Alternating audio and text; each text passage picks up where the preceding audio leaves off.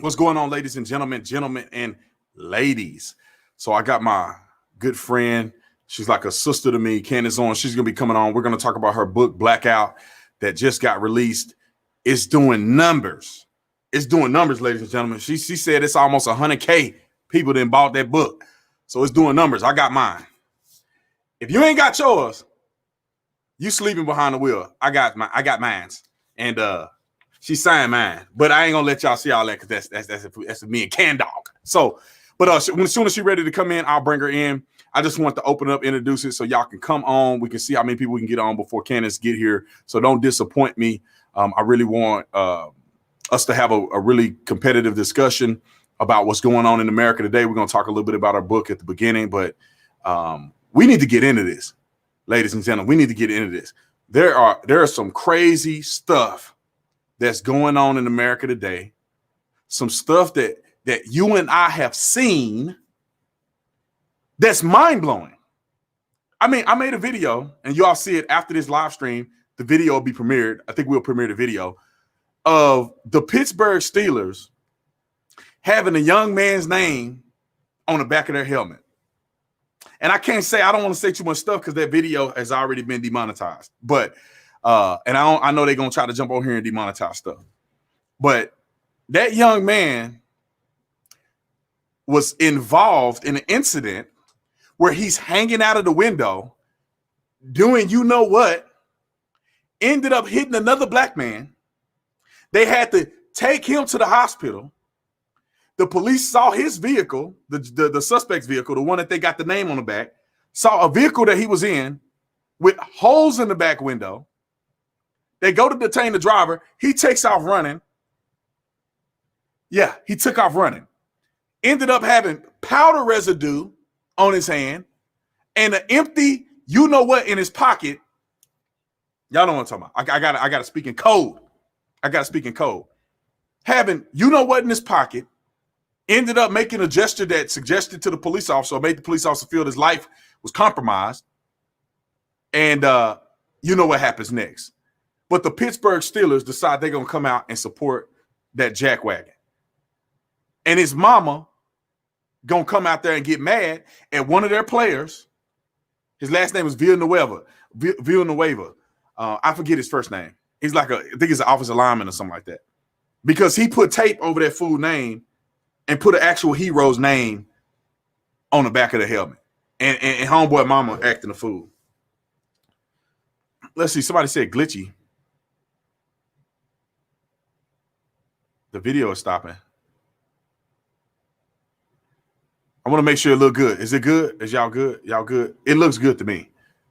But as soon as she had an important phone call she had to get on just before she came on. So she'll be here shortly. But it's glitching.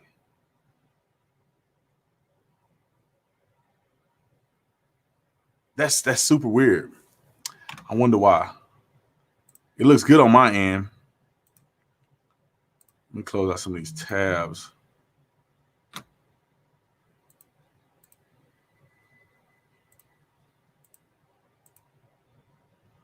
Looks good. Looks good on here. On my end.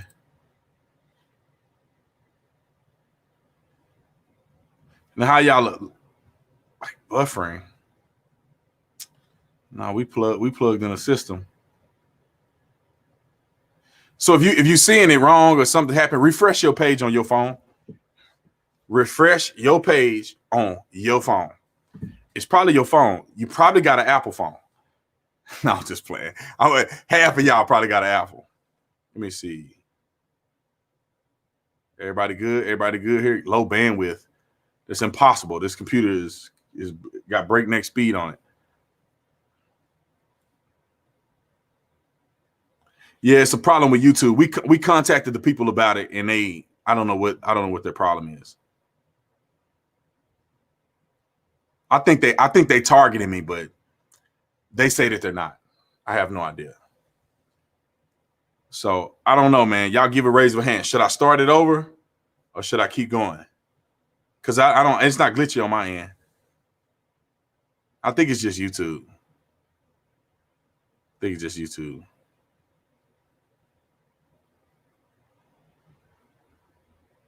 Let me see.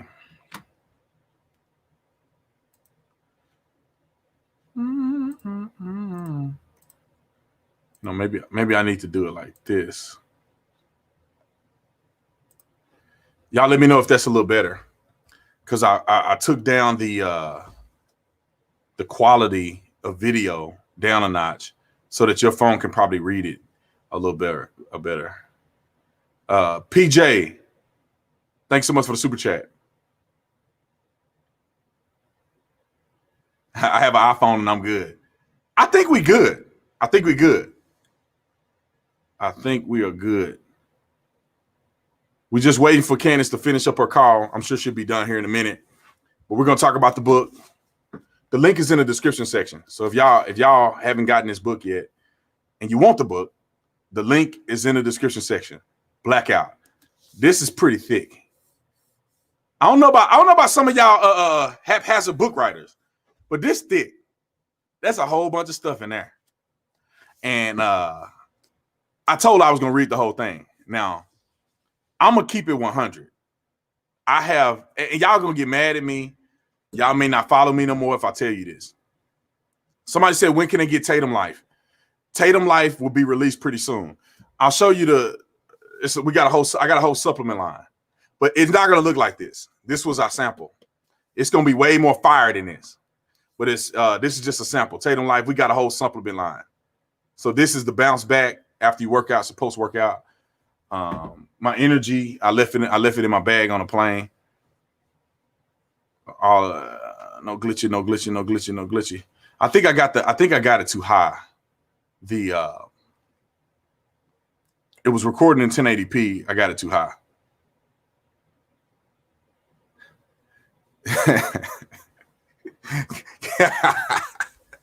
Candace got it. Oh, what's wrong with her phone? She got to download Chrome on her computer. It's so funny, man. I love Candace Owens, man. If y'all don't follow Candace Owens, you got to be smoking crack. A little bit of crack here and there will probably make you not follow Candace Owens. But I think she's in. I'm gonna bring Candace in right now. Let me make sure the screen is good. Are y'all ready to talk with Candace Owens? The one, the only, Miss Boss Lady herself, Candace Owens. All right. Oh, hey. How you Guys, doing, Candace? we did it. Number 2 in the country, over 100,000 books sold. I've been like on cloud 9 about this. You have no idea. Like I've just been like, Brandon, how much of a journey this has been, just from, being a little YouTuber who everybody was attacking, to being a political commentator that everyone was attacking, to being a business owner that everybody was attacking, and you just keep climbing and climbing and climbing. So it's amazing. I feel great.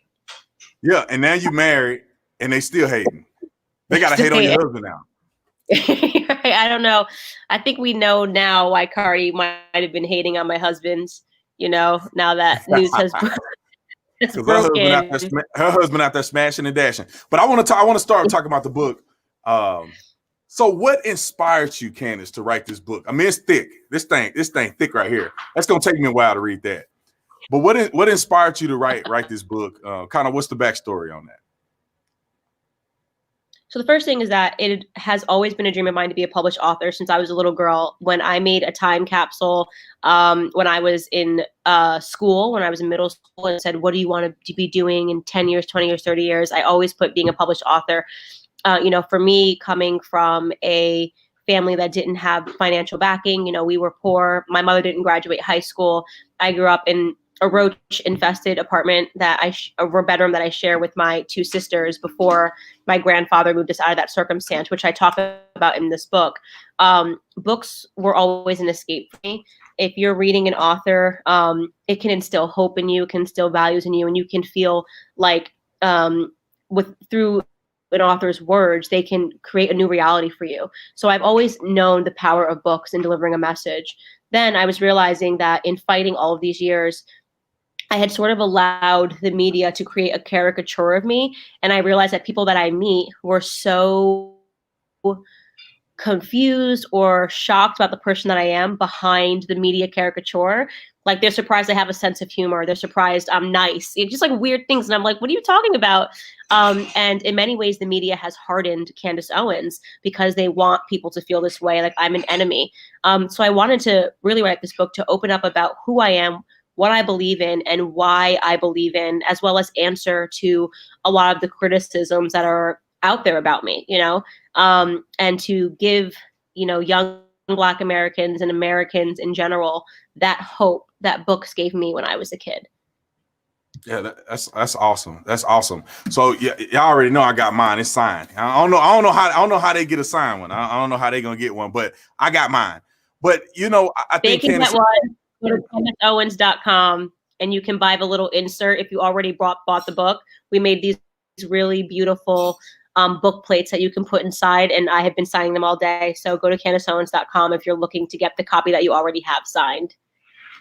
Oh yeah, so go to CandaceOwens.com. Y'all go there to get that. I've been knowing Candace since I don't know when did we meet? In 2017? I think it may have been 2016, 2017. And one thing that I think people don't realize about you is that you're an incredibly kind, generous, sweet person. Like people think you're this devil because they see you on Twitter and you just tearing these people up, and they get that misconception. Let's see, what's your favorite part of the book? Because I'm writing my book, and there's parts of the book that you say, you know what, that's my heart right there. This is the section that I want everybody to read. What's that part for you in the book Blackout? So I would say there's two chapters that mean the most to me. The first one is on conservatism, which really just tells the story of my childhood and tells the story of my conservative roots growing up with my grandparents. If you have bought a copy of the book, you know that I dedicated the book to my grandparents. And that every piece of me, anybody that knows me, I'm just like my grandfather's child, my grandmother's child. And it took me a long time to realize the lessons that they taught me when I was young. The second chapter, that is my favorite, is called On Slavery. And it was just time for me to be able to respond to my critics, and critics both left and right. I mean, it's not like just the left has people that hate and don't want us to be successful. We experience the same stuff in small groups on the right. And one of the criticisms that I've gotten is you shouldn't call it a Democrat plantation. And so it allowed me to lay out my reasons of why I call it a Democrat plantation. Like, I'm not kidding when I say plantation. It allowed me to talk about what it took for Democrats to maintain a plantation back in the day, with segregation and all of the things that they had in place, and to just bring people to my philosophy that what we're seeing today is really just a modernized, updated slavery techniques that were used back in the day. Awesome. I can't wait to read it, man. I'm gonna be honest, and people probably think I'm crazy. They may not want to follow me after I say this, but I have never read a book from front to back completely. A complete book. You're like I skim through it. I read a little bit of it. There's one little book and it has to be like 100 pages. That may be my first book that I read, but I guarantee you, I'm gonna read this thing from front to back, Candace. I'm gonna read the whole thing. You're gonna have like the first real book that I've ever read. And there is an audiobook for some people that are like, I'd rather listen to it while I'm driving. I personally recorded the audiobook. Because I know that some people just prefer that. I prefer to hold a book, but some people prefer to listen to a podcast. So we did do the audiobook. Larry Elder wrote the foreword. He read his part and I read mine. So you won't miss out on the experience if you download the audiobook. So that works as well. Oh, that's cool. So Larry Elder wrote a part. I mean, he read the part that he's involved in. Yeah, he actually wrote the foreword for my book. Because I was just realizing that, Larry Elder is a big part of my awakening. And I wanted him to intro the book. So he wrote the foreword to the book. And then he read his foreword to the book. So he's the first 10 or so pages of the book is just Larry Elder. And he is an absolute legend, who I have so much respect for. You and I both, we just love Larry Elder. So I'm thrilled that he agreed to write it and that he read it as well. So thank you, Larry Elder.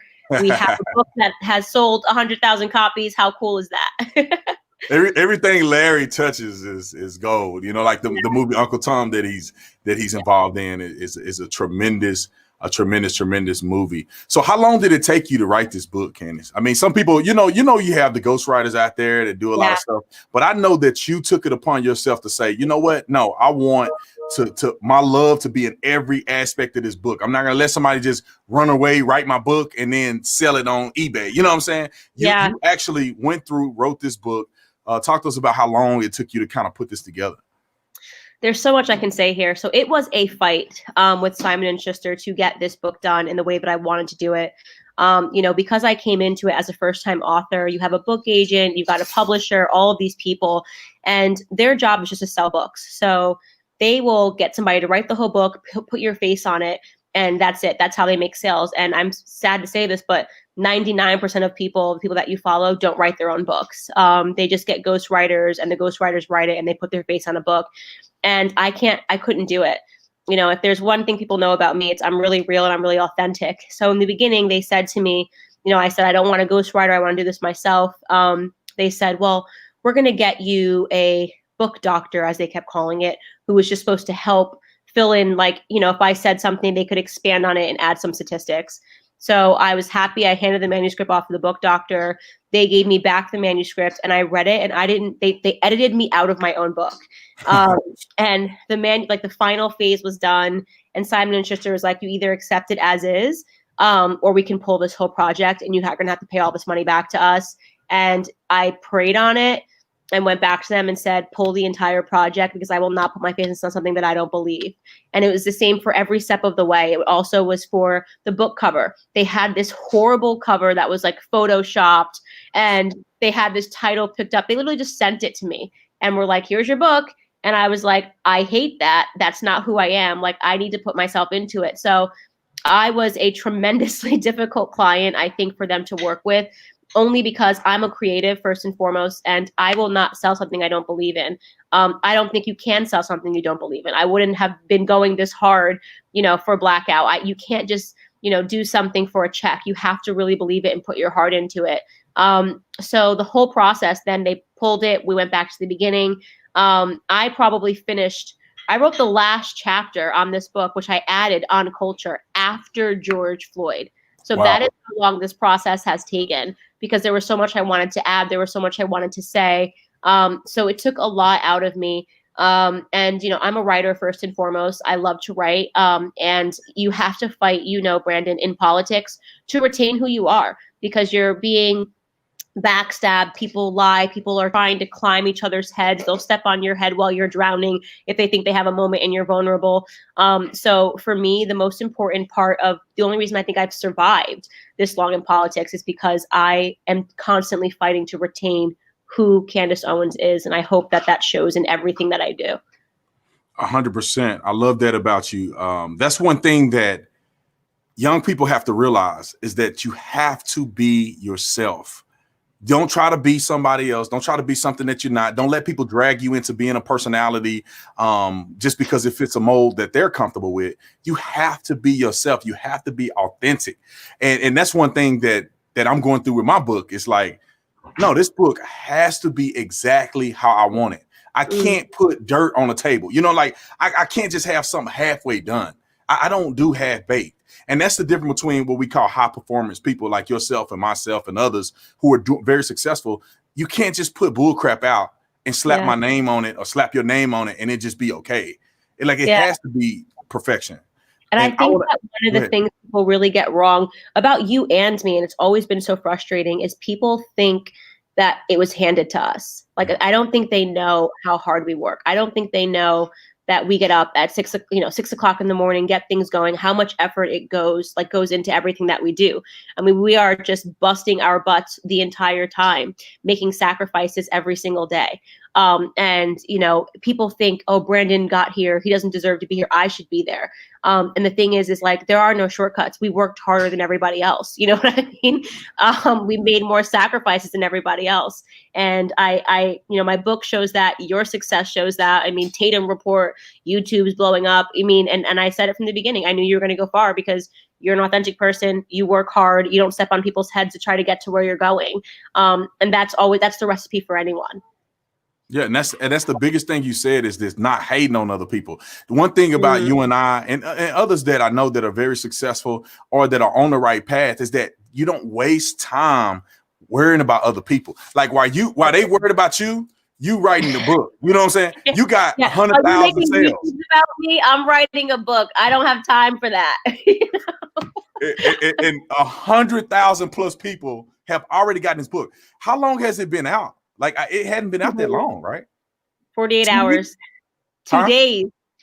2 days. I need to get my book done. So this is one thing, and you guys can go get this book. The link is in the description section. I think it's a longer version of the link from the publisher, but you could go to CandaceOwens.com. You can click on there. It's the very first page. You click on it, you can go to it, and you can get this book there. Candace, I'm curious, and I know you can't give it all away, obviously, because people need to read this thing. But like, how does it flow? Is it like a portion where you kind of talk about how your upbringing, you jump into politics? I know you wrote about the George Floyd cultural thing towards the end of the book that you added on. Like, how does the book flow without giving away too much? And if it's giving away too much, don't jump on it. But I'm just wondering, how does the book flow so people can understand? Like, is this a biography or whatever, or is it something else that may be a little more involved? I would say it's a combination of an autobiography and just a political book, like a political thesis, if you will. But I wanted to make people really understand where each of my political philosophies came from. And there's always some experience that you can point to. So, for example, in the education chapter, I could just throw up a bunch of statistics about how the education system is failing Black Americans. But I also tell the story of what it was like for me being bullied, because getting good grades culturally in Black America, you speak proper English, you get good grades, you're acting white, right? So I took the education culture, to talk about the fact that Black kids actually do better in classrooms with white people statistically than amongst other Black people, because our culture is so rotten that we actually view parts of our culture are so rotten, I should say, that we actually view academic success as betraying your race. And this starts, in elementary school. I had girls bullying me. I was totally fine. All the Black kids, I talk about this in a chapter in my book, so I am giving a little away, but, totally fine with all the Black girls, Hispanic girls when we were in elementary school before we had to take tests to get put into what class based on our intellectual capabilities. The second that we had to take state testing, I tested out of those groups and everyone in my classroom was white. So I made friends with people in class, right? Obviously, common sense, that's where you make friends. And I would get bullied and pushed into lockers, and girls would say I was acting white because I spoke proper English and I was getting A's. I was never acting white. I just knew the answers to the test, right? Yeah. But when we have an entire culture, and that's what we're psychologically conditioned to believe, that success is betrayal, that academic success is betrayal. But if you know hip hop and rap and lyrics, then you're Black. That's acting Black, breaking down the language, right? Doing the WAP dance, that means that you're Black. How are we ever going to get ahead? This is the reason that our community rejects Condoleezza Rice, why they reject the successes of Clarence Thomas, of Dr. Ben Carson, a literal neurosurgeon, because we don't even know. We have a very toxic relationship with success and what we view as success. We will see people defend Cardi B and put her on a pillar, which I'm not, discounting the fact that she did it by herself, and great. I believe in capitalism. I'm a free market capitalist. If there's a market for it and you can sell it, great, good for you. But our community will vehemently defend her while vehemently attacking someone like Dr. Ben Carson. And that's wrong. 100%. It's funny, Candace, because you say it a lot. I believe in it, that what we're seeing from Cardi B and them is not Black culture. Like they've hijacked our culture. Our culture was very respectful. You get married, you have a family, you believe in God. I mean, even the names. We were talking about me, ABL, and Derek have a little weekend show. We do it every Thursday, a weekday show. And we were talking about how people were saying it's systemic racism because when Black people apply for jobs and they have these crazy names that nobody can pronounce, that they somehow get discriminated against. And my thing was that, no, those were never Black names. I don't know where Black people came to the idea that you have to name somebody something crazy. I mean, go back in history, George Washington Carver. You look at Madam C.J. Walker, her name, she was born with the name Sarah Bree Love. I mean, you talk about Frederick Douglass. His name was Frederick. You know, you like all of the black people, Martin Luther King. It wasn't Laquarius or nothing like that. You know, so all of the successful black people had a mid-60s with Malcolm X. I can tell you, trace exactly when that started, this whole push. And this is when Black culture became more radicalized. And the irony is that it happened right after we gained our freedoms. So it was the inking of, the 1964 Civil Rights Bill. And then suddenly, think about that bill, those rights were won without any violence, without any radicalism. And then suddenly afterwards, you saw what became a militant Black America, which was that we need to come up with our own identity. This is all about Black power. This is about Black Panther, Malcolm X, the changing of the names. And they then at that point, they all started saying we need to go back to our African names, our African roots, and started naming their kids things. So that was actually a movement that happened in the mid-60s. And you're absolutely right. It's a movement that we should not be conforming to because it actually has Marxist roots. And I talk about that in my chapter called On Faith, about the Marxist roots, where we started this whole idea where see oppression everywhere, undo the system. And the irony is that Karl Marx was a racist, right? So we picked up the ideology of a person that would have never wanted Black Americans to live in his society. We picked up the ideology of a person that hated faith, that hated the nuclear family. And he understood that attacking family, attacking faith, and disallowing differences was a way to undo society and to seize power for a few. And that's what Marxism is today. That's exactly what Marxism is today. And Black Americans don't realize that we are being used, that this ideology seeped into America in the mid-60s, and we are being used. It is actually fundamentally something that was created to be against us. 100%. And we can see that with the BLM movement. It's absolutely ridiculous at how they're structuring the image of Black people moving forward. It's like we are being tricked out our position. And now you look at some of these rallies or these riots and protests and looting, it's white folks who are wealthy, who have no connection to the Black community. And they're out here on the front lines burning stuff and acting a fool. I mean, and also you look at it and you say, Candace, like, where's the money going? Like they raise hundreds of thousands of dollars and it goes to Act Blue. I looked it up. I Googled it. I looked it up. I mean, I didn't just look it up. I did it live. I went on there. I looked at it and I went to donate Act Blue. Go to Joe Biden's website, Act Blue. It's like, we getting tricked, man. Yeah, we're absolutely being tricked. And it's something that our Department of Justice should be stepping up to the plate and investigating this stuff. I mean, this is serious stuff. This is billions of dollars that has disappeared and nobody knows where it's going. And I've been outspoken against this. And the Black Lives Matter movement has been honest. The founder or one of the spokesperson has said, like, we believe in the ideology of Marxism. This is what happens when the education system fails Black America and people don't know what that word means. Marxism is a very, very, very scary word. Look at every society that has had Marxist principles, obviously leads to full-blown communism and always leads to dictatorship. And that's what the left is after. From chaos arises dictatorship. And you don't even have to look up history. You can look up present. You don't need to look up Lenin. You don't need to look up Stalin. You can look up Maduro and you can look up Venezuela. It is the same story every single time. And because our education system is rotten, because our education is now dedicated to psychologically conditioning young children, as opposed to teaching them hard academics and skills that will make them, viable candidates to be successful in life, we are now left with a society of people that know very little, but they hear buzzwords and think that they're fighting for justice when in fact they're literally fighting for their own oppression. Because if Marxism becomes the thing of the future, if you strip away the values that America was built upon, if you strip away free markets, you strip away free capitalism, you strip away Judeo-Christian beliefs and faith and family, you will wake up one day and you will be in a nightmare. And you will go, how the hell did we do this? If you need to know what I'm saying is true, go speak to a Cuban American, okay? Go speak to Cuban Americans are alive and well. They will never be fooled by Marxist language. It is the reason why the Latino vote looks like it's going to go to Trump. In Florida, they're looking at the Cubans being like, are you guys crazy? Like, we literally swam away from this. And it always comes in the same way. Somebody who's a great talker telling you everything's going to be free. And they look for the people that they think are the most oppressed and they play on those emotions. Black America is that favorite Black oppressed horse that they like to bet on. And we better wake up real quick, because if we are, we should not be the conduit for Marxists who seek to break down this country.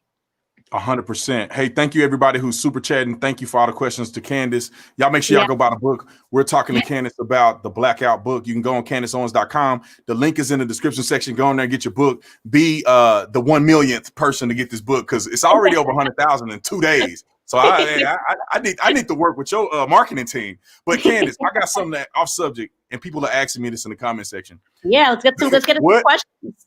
What do you think about Miss Whoppity Wop herself getting a divorce? Did you cause that divorce, Candace, or what? What happened? I am seeing the memes. I am seeing that I am being blamed for this divorce.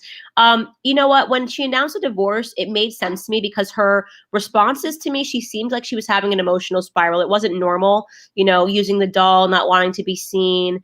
And then she starts attacking my husband, saying that I have a dry wop, whatever, and all of these things that she was saying and attacking me.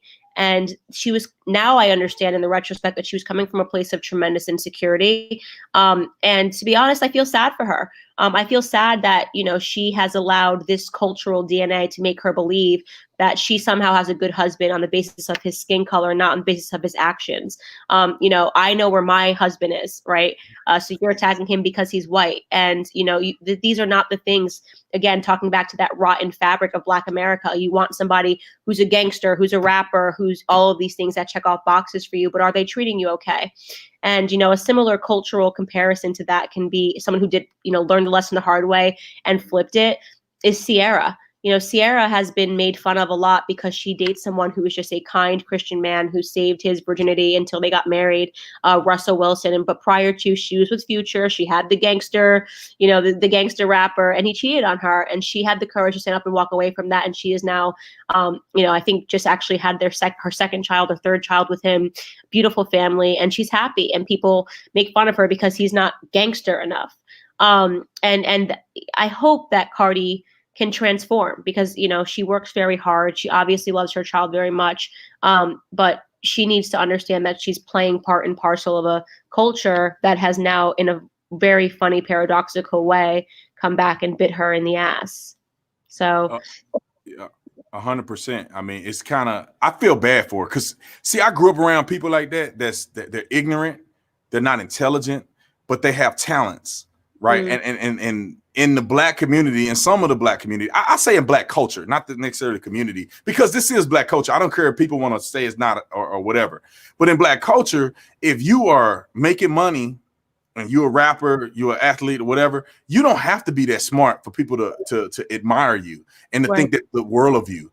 And I think what happened when she tried to come at you is that she got exposed because people really don't hear some of these celebrities actually speak out about stuff. Just like Mark Lamont Hill. Mark Lamont Hill was real smart until he got on your show and said that men can have babies. Like, people don't get a chance to hear these fools get exposed until they push up against somebody that's operating in facts. I want to jump real quick, and you can feel free, Candace, to jump on one of these questions if you see somebody ask you something that you like, but or don't like or whatever.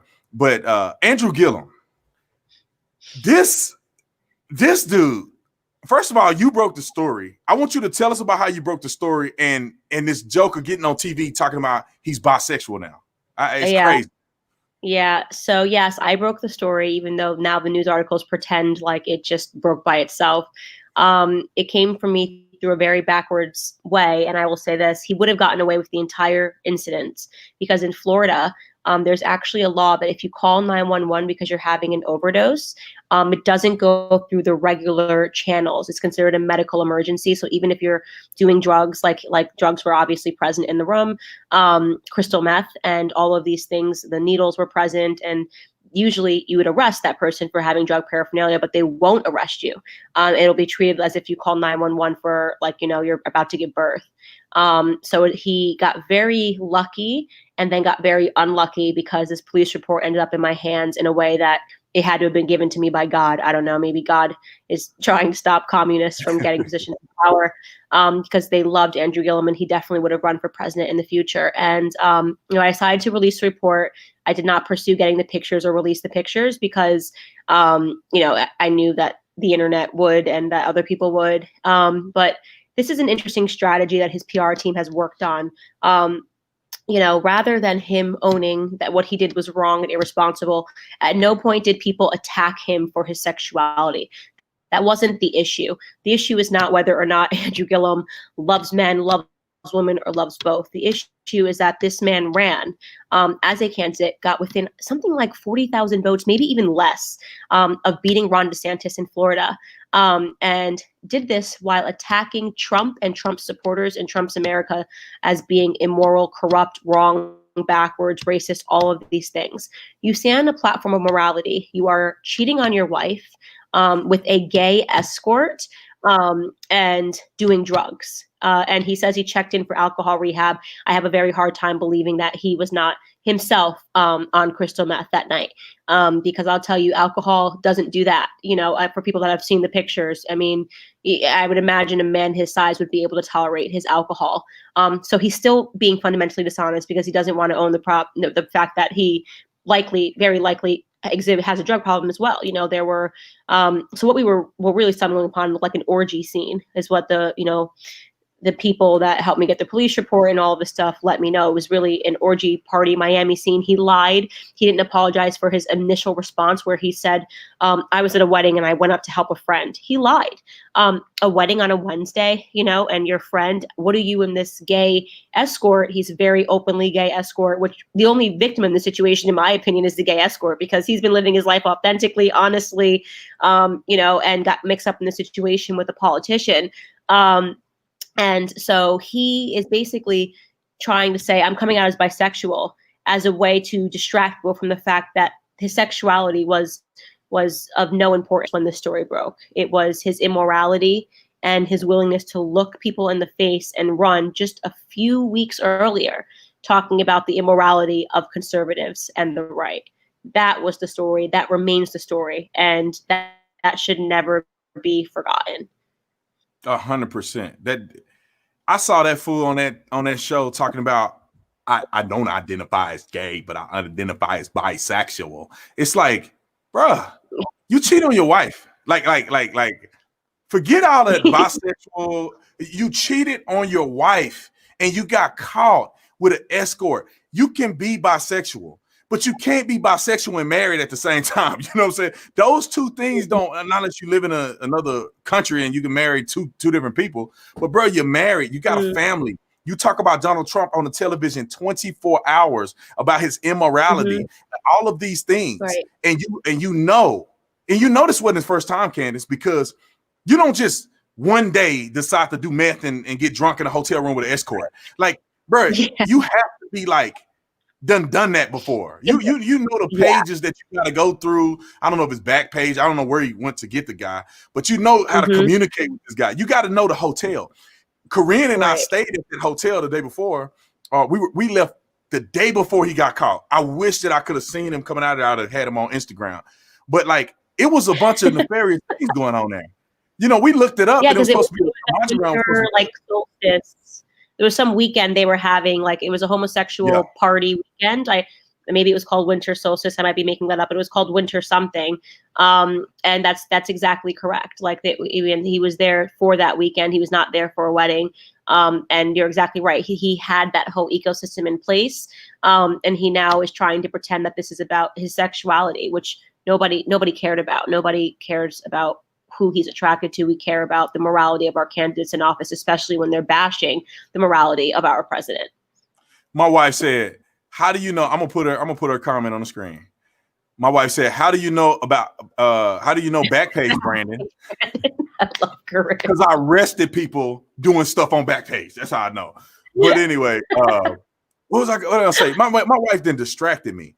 So I want to talk a little bit about the whole fallout with George Floyd, that whole thing. But before we talk about that, y'all go get the Blackout. The link is in the description section. 100,000 people done got this. Now I got 2 of them. My wife got hers downstairs. So go get this. The only person that has a book above me right now in America, so I'm number 2 in America, is Bob Woodward, and that I feel not good about that. Treacherous American is number 1, and so guys, just do your part. Go buy it. Will make a great gift. If you want to get it signed, go to CandaceOwens.com and you can buy the inserts. They look super cool. Oh, it's here. Actually, I have the insert. It's in there. So you just paste it in here, and then I signed it. This is actually Cardi B's copy. We're still trying to get her information from her agent. This is hers. So you can't have this one. I should actually probably sell this one for the most money. Cardi B's copy, original signed, educated WAP is the best WAP. Put it up and bid it away if we can't get her information. To keep it real, she may need that book. Maybe you can help her because she just lost her husband. She's got all of the seeds to be conservative. She just doesn't have the facts on her side. Like her concerns about taxes. Like, she worked her whole life, to get to where she is. My belief. I believe all Black Americans are conservative, and we just don't know it. You and I had that same story, and that's why we do so much in terms of just wanting to awaken people to the truth. Yeah, isn't that Bob Woodward an anti-Trump book? Or am I tripping? Yeah, I think so. He did. See, Candace is being nice. There's no way in the world. I think me and Corinne we're gonna buy a couple more books. There's no way in the world that dude, an anti-Trumper, is ahead of Candace Owens. There's no way. I'm serious. I'm not playing. Like, we're gonna buy some more books. Yeah, come on, guys, buy a second one. I mean, he must have sold more than 100,000 copies. We'll see when New York Times list gets released. Assuming Amazon does their number. I don't know how Amazon populates their numbers. I don't know if they consider my first 2 days to be a part of the first week or second. But I mean, they had 90,000 copies of my book. They sold out of them at Amazon, and now it's on like back order for a few days. And I'm just wondering, like, how did Bob Woodward really sell 100,000 books? Like, is this the America we live in? Then we got to double it. I got to sell more. Like, we can't have that be number one and maybe number two. But we'll find out. I think Saturday is when we get the reporting for the numbers, and we'll be able to see exactly what Bob Woodward did. Or it could just be Amazon helping their buddy Bob Woodward, Yeah, we're gonna buy a couple more books and just give it to random people when we see them at the airport. Let me see. What was I saying? There was something else in here. Oh, I want to give a shout out to Jericho Green, my brother from another mother. Jericho just joined the Tatum squad. Y'all ain't following Jericho Green. Y'all crazy. Everybody loves Jericho. Join the Tatum squad. My mother-in-law loves Jericho. And I got to give a shout out to my boy Bryson with the $50 super chat. Bryson Gray in the house. Y'all need to go get his album. If you're still in here, put your album. Like Candace Owens, so you gotta go support Bryson. He's making great patriotic music, and he's not talking about WAPs. So definitely, Suzanne, thank you for the donation that you just gave. And yeah, thank you guys. For people that are saying you love Tatum Owens vids, we were actually just talking about it at our last Flex event, that we're going to try to get something in place over the next couple of months. That will be a Candace and Brandon show on YouTube, because I'm thinking about activating my YouTube channel for those purposes, and I'll jump on his show, and then he'll jump. Well, I guess we'll just do one show together, so we'll just jump on someone's. But Brandon's got the YouTube thing figured out. So yeah, I mean, thank you guys so much for all of this support. And honestly, I would not be in this circumstance if it wasn't for everyone. Me and Brandon just would not be in the circumstance that we are in if it wasn't for you guys that believed in us. Brandon, who believed in me and didn't attack me when all the haters came. The haters still come, but we're still here. So thank you guys. Christopher Huff, thank you for the donation. Are those called donations or chats or super chats? I don't know any of these things. Super chats. Super chats. Sorry, guys. I'm so not hip on the YouTube lingo. Yeah, thank you guys. Thank you, School the World, for joining the Tatum squad.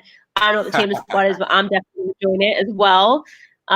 He's doing such great work. I gave you a major shout out about the Tatum report the other day on my live, actually, on Facebook or something. Someone was asking me about it. They were like, do you know about the Tatum report? Are you going to collaborate? I said, yes, Brandon and I are going to collaborate. All of my fans love you. All of your fans love me. So it just makes sense. Brandon and I just have to do more together on the internet, because we just think exactly the same, and we have the same morals and principles about how you become successful and how you don't. Thank you. We should probably go on tour, man. That'd be cool. What if we went on a tour? Went around the country just killing it. We call it Black privilege. Yeah, but we gotta wait. We gotta wait because you got the bun cooking. So. Oh yes, I'm pregnant. I keep forgetting. I'm like, yeah, you so blessed. Listen, y'all, Candace is so blessed that she's been. I don't know how many months pregnant. You 5 months? 6 months. 6 I've only months got pregnant, and 2 months left.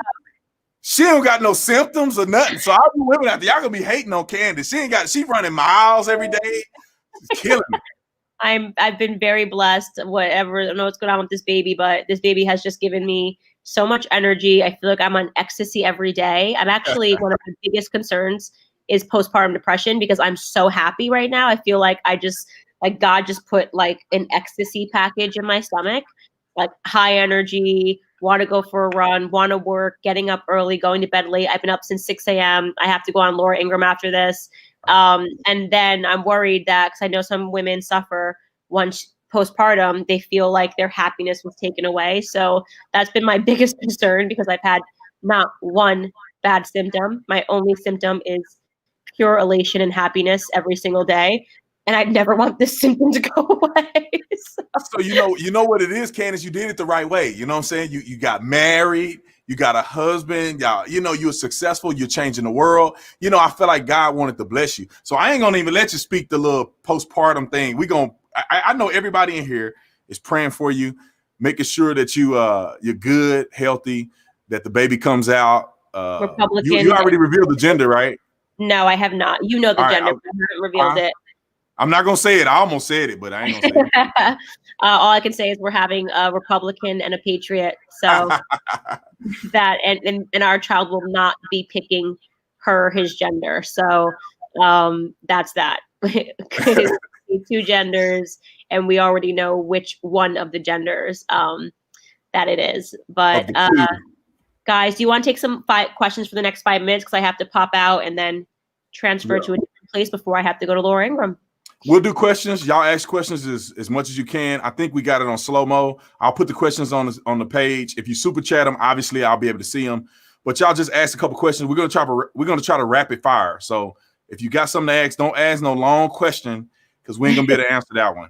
We're just gonna go straight to the other ones. Let me see. I gotta answer them on here. Thank you guys so much for all of the congratulations on the baby Republican Trumpster. Also, guesses as to whether the baby's going to come at the end of this year. It's either going to be the last week of December or the first week of January. I'm thinking it's going to be the first week of January, but everyone else thinks it's going to be last week of December. It'd be cool to have a 2020 baby, I think. I just like it. But well, so yeah. I know that you've been in communication with Mr. Kingface, and I think people want some updates. I know you can't give too much. Obviously, it's his personal stuff, but they want to know just real quick about Kingface. How is he doing? Yeah, he's actually been communicative. So I speak directly to his wife about the updates and have just been in communication. Kingface has meant so much to the Blexit movement as someone who has spoken and just given his heart. I just, the backstory. I saw the last show that he did was my show. It just happened to work out that way. And when he was at the show, he was in physical pain. His back, he kept saying his back. And he ended up having to we literally lay down in the green room because his back was in so much pain. And he thought that it was related to a car accident that he had, I guess, years before that he never got the proper surgery for. I think it must have been 72 hours later, and he was hospitalized. It turned out that that back pain he was feeling was a kidney infection, which is, if you ever have severe back pain, it can be a kidney infection. Yeah. And his kidney shut down, and everything has been spiraled since. And it's been a really tough time for his family, a really tough time for his kids, especially. And so I just tried to be, supportive where it's appropriate. Obviously, there's no visiting him because of COVID-19 restrictions. He's in New York, which is probably the strictest state in terms of COVID-19 restrictions. So I can only tell you the information that I'm being given. But we pray for him every single day for his recovery. He has meant so much to this movement. He is a person that just, we love him. We just love him. He has just been so great. And I think there are a group of people that really need to hear his voice and hear his story. It's impactful and it's powerful. So that is all I'll say about Kingface. Perfect. Somebody asked, where do you get your book? Obviously you can go to CandaceOwens.com, CandaceOwens.com. Any bookstore, anywhere they sell books, you can get the book. You can head to CandaceOwens.com, Barnes and Noble, Amazon, just literally anywhere they sell books, you can get this book. Some people walked right into a bookstore and picked it up, which is pretty cool. If you buy it, please tag me on Instagram because I'm like a little girl. I get so happy when you guys show me you opening it up or going to the bookstore. I have been upset. Like I have been on Instagram, like I've never been on Instagram before, watching this stuff because it's surreal, and I'm so grateful for you guys. And you have it on audiobook as well, right? Yep, audiobook. You can get it on ebook if you prefer to read it on your Kindle. I read it, so everything is done. For people asking if I feel sorry for Cardi, 100%. Divorce is a horrible thing to go through, and I know that she really wanted her family to work out. We're not cruel people. We just feel bad. Person asking if it's number one, it's not. Ellen asked, what advice do you have for a first-generation Hispanic to reach her family and friends who are Democrats? Play Despacito like Joe Biden did. That was crazy. How many electoral votes you think Trump will win? Like, what do you think how Trump's going to do in 2020? I think it's going to be a landslide, and I think they know it, and that's why they're preparing people for a contested election. So yeah, I mean that I think it's in the bag, and that's why they're trying to cheat with mail-in voting, and preparing people for Trump might look like he wins in a landslide on election night, but really we're going to find a bunch of ballots, and then Joe Biden's going to win. Joe Biden can't sell out a high school cafeteria. They're trying to pretend that he's close to the polls, and he's getting off of planes. He's waving to no one. He's seen no crowds, and we're supposed to believe that a bunch of American people are behind him. It just doesn't make sense. It's an entire optical illusion going to be followed by fake mail-in votes, in my opinion, let me say, before YouTube takes this down for misinformation, in my opinion. But we will see what happens. How many more riots before election? I like that question. Brendan, how many more riots before election? I say at least 10 more before election, and then about 40 after Trump wins. Oh, it's good. I'm gonna be. Oh my God! After Trump wins, I'm gonna be a bad person. I'm gonna have to pray because I'm rubbing it in everybody's face. Just one real quick. This is my homeboy Mario. His son named Jacob. Can you give Jacob a quick shout out? He's a great kid. I hear you are a great kid. That's what Brendan just told me. Thank you guys for supporting me, for supporting my work, and I hope wherever you are in America, that I get to meet you one day. Awesome, perfect. I know you got to bounce, Candace. So, good luck on Laura Ingraham. And unless you have another question you want to answer, but good luck on Laura Ingraham. Buy the book. I'll be on Laura Ingraham if you want to watch me later. Thank you guys so much. What time you gonna be on Laura Ingraham? If you're a late person, my hit's at 10:45. I will be exhausted by then, but if you're awake, I guess some of you guys are West Coast, so I keep forgetting. Hey, we on the West Coast. We on the West Coast, baby. You guys are good. Yeah, 7:45 for you guys, 10:45 for the East Coasters, and do the math if you're in between. And yeah, so thank you guys. Thank you so much for having me, Brandon. We'll work something out. We gotta do this more often. For sure. All right. Much love, Candace. See you later. Peace. Bye. All right, y'all. I just want to finish it up. I want to get a couple super chats that I missed. But isn't Candace Owens amazing, man? Y'all got to go get this book. I wouldn't even be talking about a book like this for anybody else but Candace. Like, I love Candace. She's a great person in person. And I think this will give you a good insight to kind of who she really is, because a lot of y'all don't get a chance to see. I'm on here every day running my mouth, talking trash and doing all this stuff. So you get an insight a little bit on who I am. So you can probably make a better judgment. But Candace, she's so busy and she does all these big hits. This is an opportunity for you to get an intimate understanding about who Candace is. So y'all need to go get this book. The link is in the description section, or go to CandaceOwens.com. My mods, Sky, everybody, KS Branch, they're putting the links in there so you can click on them. Thank you, everybody, for the super chats. I want to get to a couple super chats because I want to make sure I catch everybody. So if you want to stick around, get your questions answered, please stick around. Make sure you join the Tatum Squad. There's been, I don't know how many people joined the Tatum Squad just right now. Let me see. There's been about 20 people, 40 people that joined the Tatum Squad right now. So join the Tatum Squad, hit the join button. I want to get to a couple of these super chats because I know a lot of y'all super chatted, and I'm going to try to go through and answer as many as I can. And especially if it's a question. Somebody said, where can I get Tatum Life supplements? I have a new supplement company that I'm launching. It'll be launching in the next couple days or so. You can go on to TatumLife.com, but it's not available yet. So just wait for that. I'll definitely promote it as soon as it becomes active and live. It definitely don't look like this because we did it big on the label, on the logo. Everybody's just saying they love them. All the super chats. We appreciate your super chat, Tom. Thank you so much, D. Grace, thanks so much for the super chat. Most of y'all are just giving celebratory super chats, just saying what's up. Who else is this? Next Level, thanks for the super chat. David Martin, thank you so much for the super chat. David said, please read my comment. Candace is going to be the first woman president. That's what David said. Appreciate it, David. I'm sure appreciate it for you. Everybody says Candace Owens is going to be the first Black female president. So if you believe that Candace Owens is going to be the president, give her a shout out in a thing. Let me see. I'm going to go through a couple people. Let's see. Theophilus, thanks so much for the super chat. Tony, I appreciate it. Megan, thanks so much for the super chat. Joseph, appreciate it.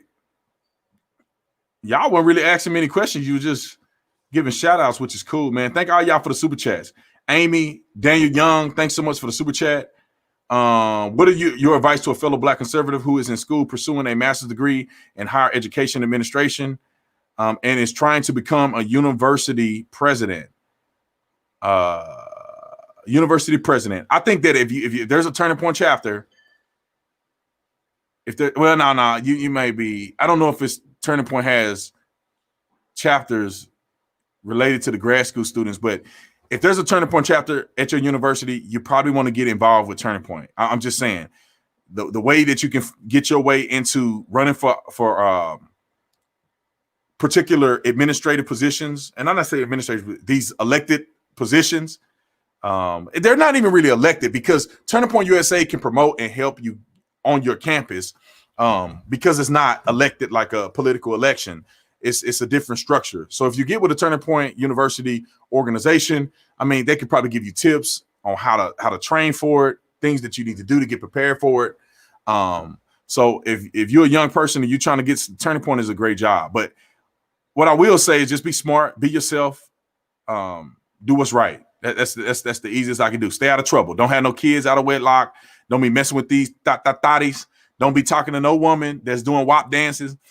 Don't ruin your life, brother. Stay the course.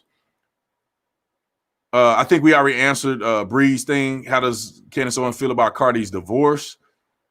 Let's see. I think we got everybody, man. Bryson Gray, my brother. Y'all need to go follow Bryson Gray on all his social media platforms. Make sure you download his music. I wish I had a link to his music. DeJuan John said that he's going to match Bryson Gray with a $50 super chat. Appreciate it. Somebody talking about Blexit. We didn't even talk about Blexit tonight, but Blexit is a whole nother live stream. Let me get off here because y'all got to watch my other video that's finna come out. I'm ripping in this next video. I'm just letting y'all know. I'm ripping ashy elbows in my next video. Sean, if you're watching, we need to premiere that video. I'm ripping ashy elbows because these fools that play for the Pittsburgh Steelers, y'all got to watch the video. I don't know what else to say. So when you go from here, we're going to put the video out. Sean, put the video out for 6:30. We're going to have the video go out for 6:30. And I want everybody to go on here and watch the video at 6:30. But until then, y'all going to go straight from here to there. Until then, I want to address a few things because I haven't had a chance to do that. I'm going to do it right now real quick, and I'm going to be done. And y'all go watch the other video. I haven't talked about the police officers that were harmed. I don't want to say certain words. Y'all know what happened to these police officers in Compton, California. It's a disgrace. People were recording them and laughing at them. It's a disgrace to America that police officers are under attack. And I wish that police chiefs and leaders will fight back and tell the truth. I don't want them to catch you and be nice to you and pat you on the head and do that. When they catch you, I want them to serve you. That's just what it is. You need to get served. I think that people that do that to police officers need to get the death penalty. If you intentionally attack a person of service, you need to get the death penalty. No ifs, ands, or buts, no questions asked. You need to be put to death. Period. And I think the converse happened with police officers. You're a police officer and you go out and just willy-nilly do that to somebody for no reason, shoot them in the back while they running. I'm talking about unjustified. I'm not talking about justified.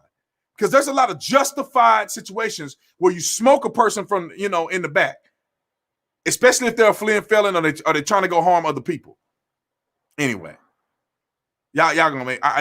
Like I'm turning red, and y'all gonna see the video that I make, and we're gonna put it out in 30 minutes. I don't care if it's monetized or not, because they demonetize it. We normally try to wait to see if they review it. I don't care. 6:30, you need to go over and watch the video because I'm sick of it. I'm sick of it, ladies and gentlemen. I am sick of it. I'm sick of it. So sick of it that I feel like screaming. I'm sick of these thugs. I'm sick of these people defending these criminals and people who are lowlifes who deserve to be in prison. I'm sick of it. And y'all can see, I went off. 13 minutes, slaughterhouse. I went off. I lost my mind for 13 minutes. At the very end, I lost my mind. I lost my mind. And I want you to watch me lose my mind, because I know that's the feeling of almost every person in America that's watching any of this stuff. Sick of the bull crap. I'm sick of the fake BLM. I'm an activist. You're not an activist. You're not an activist. You don't care about black people. You don't give a flying flip about black people. Because if you did, your t-shirt will be riddled with all of these young people's names that then got caught up in these gang violent activities. If you really cared, the name of David Dorn would be on the back of your helmet if you cared about black people. I feel like y'all have no idea how mad I am. Y'all have no idea. Every day, watching these people protest. Every day, watching these people act a nut. Every day, they crying, they complaining, they lying over criminals. None of these Negroes were good law-abiding citizens just minding their business. None of them. None. Zero. All of them were criminals committing crimes. Crimes. Even when the police officers were wrong, they were still committing crimes. Laquan McDonald was high on PCP, running around with a knife in his hand.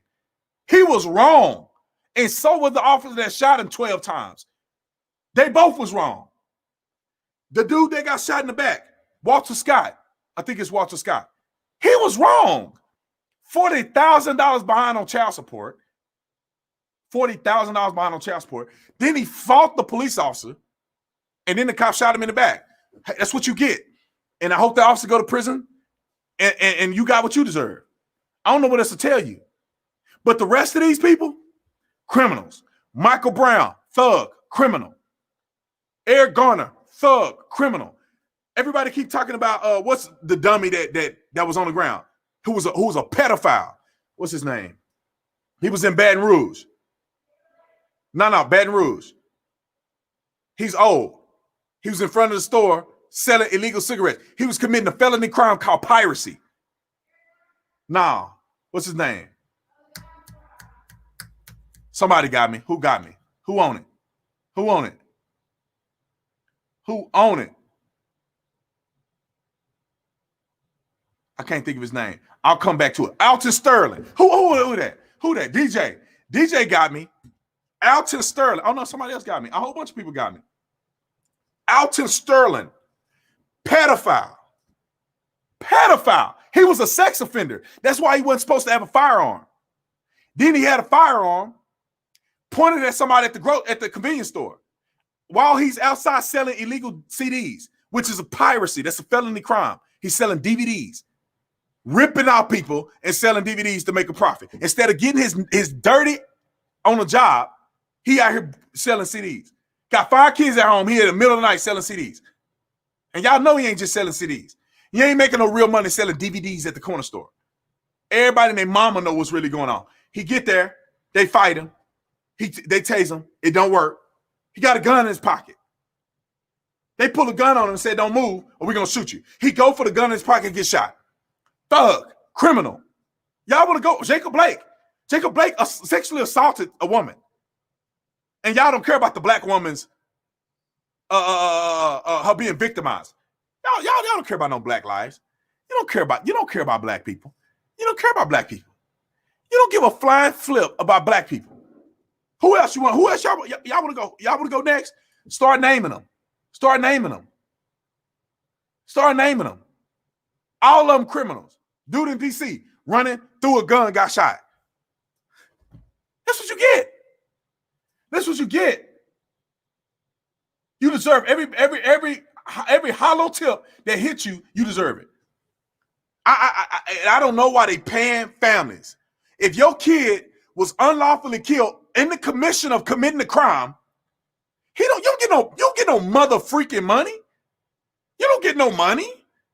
Nobody's gonna pay you. He owes. Let me tell you something. Let me tell y'all something. 6:30, Sean. Put it out. You're gonna go straight from this to the next one. Let me tell you something. Sergeant Mattingly, in Breonna Taylor's case, was shot in his effing leg. He almost died conducting a justified, lawful raid on her house. He got shot in his effing leg. He could have died. They paid that broad's family, and I'm going to call her broad. All you got to do is look at Tatum Report, go to TatumReport.com, look at what she's been doing since 2016 to the day she died. And you tell me I should call her something better than that. Low-life, crime-committing dog. These people are all dogs. Paid them $12 million. What did they pay Sergeant Mattingly? They got shot. That man shouldn't have shot Sergeant Mattingly. He got shot. He don't get nothing. This broad is committing crimes since 2016. And she gets shot because her boyfriend dumb enough to shoot at a police officer, and she get 12 mil? How does that make any sense? He should be able to sue the city. Pay out these police officers that get shot in the line of duty. I feel like y'all got to understand. I patrolled. I'm so inflamed with anger and frustration at the way they're treating police officers today that I don't know how to contain it. This is bull crap. This is flat out bull crap. They attacking police officers for no reason. No, we need to start attacking them. No. Go get them. If I was the police chief, I would have got on that press conference and said, let me tell you something. You coward. If I see you before we arrest you on the streets, I'm going to serve you. That's if I was a chief, fire me. That's what I'm saying. Sue me, fire me, but that's what I'm going to say. If I catch you on the street, you better surrender because I'm going to serve you. If we catch you out here and you don't surrender and turn yourself in, we're going to serve you. I want you to understand that. You don't shoot our police officers and you not get served. You about to get served. You might want to turn yourself into the substation if you care about your life. And if any of your family out here care about your life, they'll encourage you to turn yourself in. Because if we catch you off base, you're going to get served. And you do anything but put your hands in the air and comply, you're going to get served. I just want that to be clear. And I'll make a statement to everybody in the city. Any of you sorry son of a guns want to attack my officers, we will come and hunt you down. Period. And you better not get caught off base. Fire me. Why can't chiefs have a backbone? Fire me. Fire me. If I was a chief, my police officers are not going to put their lives in danger for you if you're not going to support the police department. I am giving them a directive. They are to do no proactive policing. I'm giving them a directive. They are to ride 2 officers per patrol car. They are not to respond to a violent call without at least 10 officers on that call. So go F yourself if you think about defunding my police department. If you want to defund my police department, go F yourself. We ain't responding. Fire me. That's what I would say. And I'll let them fire me. And I'll go work somewhere else. But ain't no way in the world. And I go work at QT and be a manager and make more money than these officers make. It's time that we start fighting back. Quit being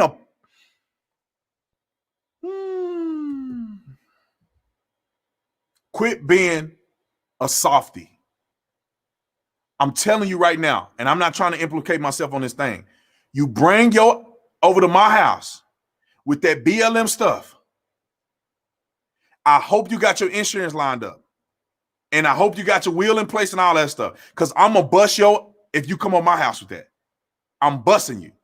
I catch you out here while I'm at the store and you start flexing. Well, I hope you prepared. Because I ain't putting up with this, not one bit. I ain't putting up with none of it. I don't want to see you you come in, bring in the restaurant while I'm eating with my family. I'm going to bust just so you know. What? I'm going to bust you. I just want you to know. You go to flipping over stuff on my table. Flip over on my table, my constitutional right, my freedom. I'm going to bust your rear end.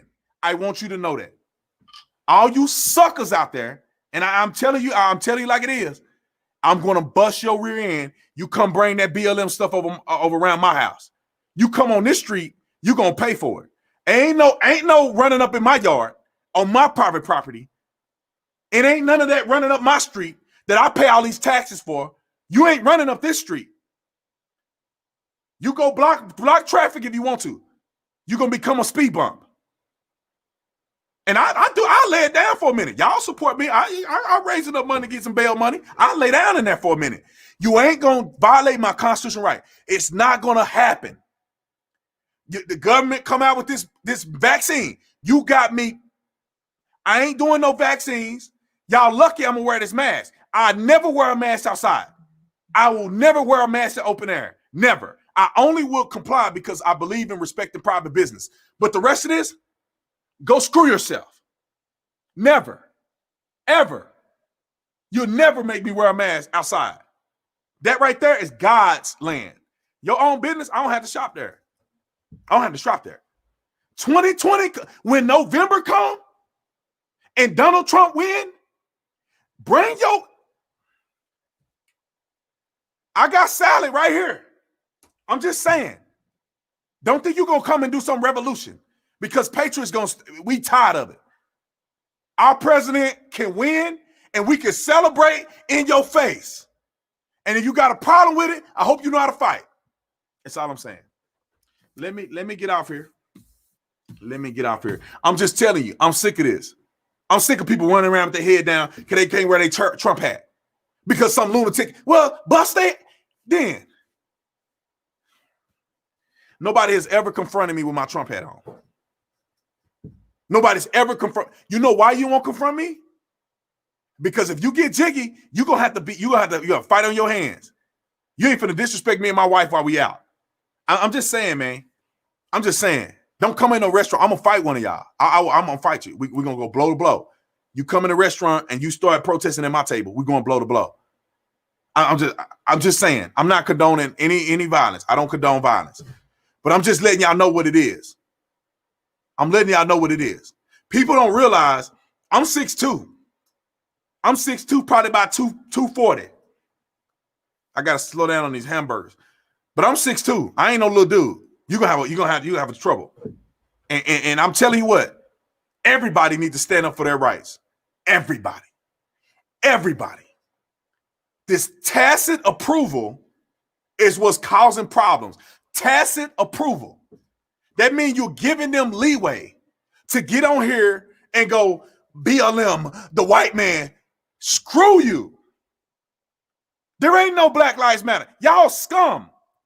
There ain't no white privilege and all that. Look, man, look at this shirt. What does this shirt say? A false ideology created to cultivate victimhood. White privilege is a myth. There ain't no police brutality. It's time for us to get our country back. I'm tired of your BS. I don't want to hear you supporting thugs. Ain't nobody care about you. Man, F whatever you doing. It's America. And if you don't like America, get your sorry self out of here. It's America. I love America. America's been good to me and my people. Do you want to go live in Bundungu? Do you want to go live with them? No, you don't. You want to live in America. Bundungu want to live in America. That's why they're coming over here. America is better than any country in Africa. Any one of them. So stop whining and complaining about America. It's the greatest country on earth. I'm sick of y'all. Martin Luther King them already did the work. Y'all scumbags still complaining, whining. I don't want to. Shut up. You lazy. You sorry. Your mama wasn't nothing and your daddy wasn't nothing. That's why you ain't nothing. And if you want to change it, you can change it in America. All you gotta do is keep it real. You wasn't nothing. Your mama and them wasn't nothing. They smoking crack. That's why you ain't got nowhere. Not because of white privilege. Your mama and them smoking crack. Your daddy was a slut. He's sleeping with all these women, ain't in your life. That ain't the white man's fault. That's your daddy's fault. Your daddy shouldn't have been sleeping and creeping. He should have been keeping the stuff in his pants and should have married your mama and treated her right. That's your daddy's fault. Y'all got to stop. I'm sorry. I got to keep it 100. Y'all got to stop lying and stop being fake. You don't get up and go to school like you're supposed to. You don't get up and get your grades. Go in there and study. Read a doggone book. Quit looking at LeBron James and talking about Louis Vuittons. Go read a doggone book. That's why you ain't nothing. You didn't finish high school because you want to be fast. You want to be hanging out with the boys. You want to be sleeping with dudes in college and you in high school. And your mama told you not to do that. And then you pregnant and got a baby and you'll not take care of yourself. Your fault. Not the white man. Not America. That's your fault. Yours. You are the problem. The person in the mirror is the problem. Don't blame America. You can come to America with 25 cents in your hand and be a billionaire.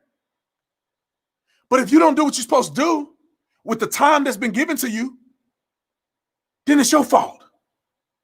Everybody can't be a billionaire. Everybody's not going to have an easy life. Quit crying and complaining. Make the best with what you got. I didn't have perfect parents. I didn't have a perfect life. How am I where I'm at now? Because I act with integrity and I worked my way here. I didn't get a handout. Nobody handed my way here. I worked for it. I didn't grow up in a perfect environment. I'm not going to say my environment was that bad, but there was some stuff that needs some improvement. But I ain't making no excuses. I'm not complaining. Oh, man, I didn't have this when I was growing up. I didn't go to a private school. I didn't go to man, stop all that, man. Quit being soft. Get your lazy butt up and go work. That's all I'm saying. I can't say it enough. Go work. Go get a job. Go work harder than everybody else. That's something you can do. You don't got to be smart to work harder. You don't got to be a genius to clean your room. You don't got to be a rocket scientist to take care of your kids. Nobody told you to do all that sleeping around. That's what makes me so mad. People have kids, they can't take care of them. Whose fault is that? Whose fault? Oppression? You wasn't oppressed when you was on the couch or in the bedroom. I don't know where y'all chilling at. You weren't oppressed then. See, the reason I talk like this is because you got to hold people accountable. You got to tell them the truth. The truth will set you free. That means when it hurts your feelings, you will now become free. Somebody had to tell me the truth. Somebody had to call me on my BS when I was younger. My pastor had to sit me out the choir because I wasn't acting like I was supposed to. Sit down, young man. You don't get to play and then be in the choir. Sit down. I had to apologize to the church. And I loved every minute of it because my pastor held me accountable. You're not going to be playing around in the church. That's what we teach people. I had no business doing what I was doing in the church while I was in the choir, messing around. Had a baby out of wedlock in the church. Pastor set me down. And to this day, I thank him for setting me down because it helped me and it humbled me. And it made me feel like, you know what? I don't ever want to feel that shamed again. I'm going to make sure I do what God told me to do. You can't go over to hang out at 7 o'clock at night because 7 turning to 8, 8 turning to 9, 9 turning to 10, and y'all know something going to go down. Don't be doing that unequally yoked stuff. I'm preaching to somebody. Don't do that unequally yoked stuff, ladies and gentlemen, little mom and them. Don't be talking about I'm a saved and you with somebody that ain't saved, because y'all gonna mess up. And you're gonna have a kid with somebody and that you don't get along with ever. Don't be that person. I'm trying to help you. Yeah, that's all I want to say. I know it went crazy, but I got to keep it real with y'all. Do what's right. It's all fun and games till you end up in jail dropping the soap. It's all fun and games till you got a kid, you can't take care of them. It's all fun and games when you watch your dreams go down the toilet because you got a terrible attitude. Brandon had a terrible attitude. Terrible attitude. You couldn't tell me nothing. I was one of the greatest athletes to ever be in college football. Had a terrible attitude. I did not take my football serious enough. But I'm more successful now, but I'm just keeping it 100. Somebody want to see my t-shirt. I almost feel like I'm on Girls Gone Wild or something. T-shirt, white privilege, a false ideology created to cultivate victimhood. All right, I'm getting off here. Go to that other video because I'm ripping. Love y'all.